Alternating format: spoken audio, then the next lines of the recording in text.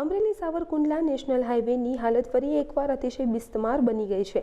માત્ર એક મહિના પહેલા જ કરવામાં આવેલું પેચવર્ક દેવાળિયાના પાટિયા અને શેત્રુંજી નદીના પુલ સહિત તમામ મુખ્ય સ્થળોએથી સંપૂર્ણપણે ઉખડી ગયું છે, જેને કારણે માર્ગ પર અડધોથી 1 ફૂટ સુધીના ઊંડા ખાડાઓ ફરી પડી ગયા છે।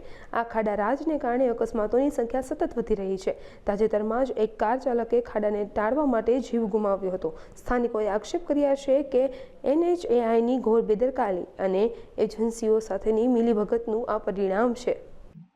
મારું નામ સુરેશભાઈ લુવાર છે। મારા ભાઈનો છોકરો અને એ લોકો રાતે દિવાળીના આગળ 14/9 અહીંથી પિક્ચર જોઈ અને સાવરકુંડલા તરફ જતા હતા અને આ બધા ખાડાને ઈજા છે। ગાડી કાબુમાં ન રહીને મારા છોકરાનું એક્સિડન્ટ થઈ ગયું। અત્યારે ક્યાં નીકળ્યા જેવો છે ભાઈ, પાણીપુરના ખાડા પૂરેલા છે, દેખાય છે એની પોઝિશન છે। બધાને એક્સિડન્ટ ઓછા થાય અને રોડ સારા થાય એવી માગણી છે અમારી।